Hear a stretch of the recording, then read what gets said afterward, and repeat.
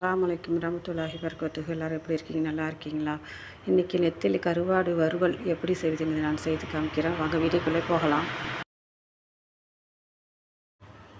நெத்திலி கருவாடு 1 கப்பு நான் எடுத்துருக்கிறேன். அதில் தலையும் குடலையும் கிள்ளி எடுத்துக்கலாம். இப்படி அது குடலையும் தலையும் எடுத்துடணும். எப்படி சுத்தமாக இருக்குது பார்த்தீங்களா? இதேமாரி தான் எடுத்துருக்கணும்.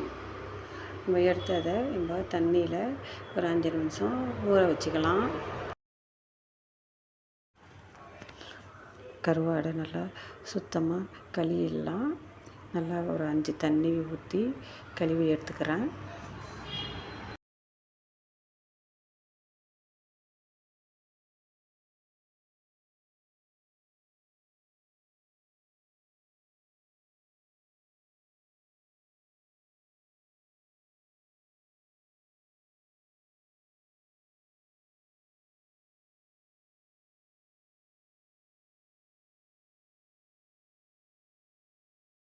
அடுப்பை ஆன் பண்ணி எண்ணெய் சட்டியை வச்சுருக்கிறேன். அதில் 2 ஸ்பூனு எண்ணெய் சேர்த்துக்கிறேன்.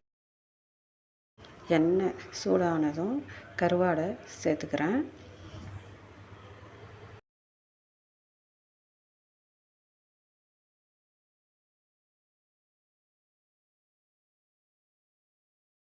அடுப்பை சிம்மிலேயே வச்சுக்கிறேன். அப்போ தான் கருகாது. நம்ம பொன்னிறமாக கருவாடை வறுத்துக்கணும். வறுத்த பிறகு மஞ்சள் தூள் மிளகாத்தூள் சேர்த்துக்கலாம்.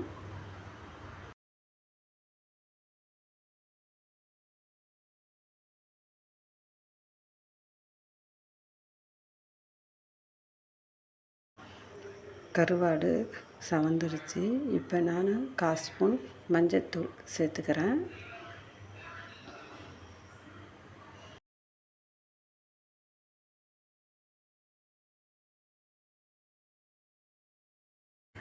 மஞ்சத்தூள் சேர்த்து கிளறி விட்டுக்கலாம். மஞ்சள் வாசனை போனதும் மிளகாத்தூள் 1 ஸ்பூன் சேர்த்துக்கிறேன்.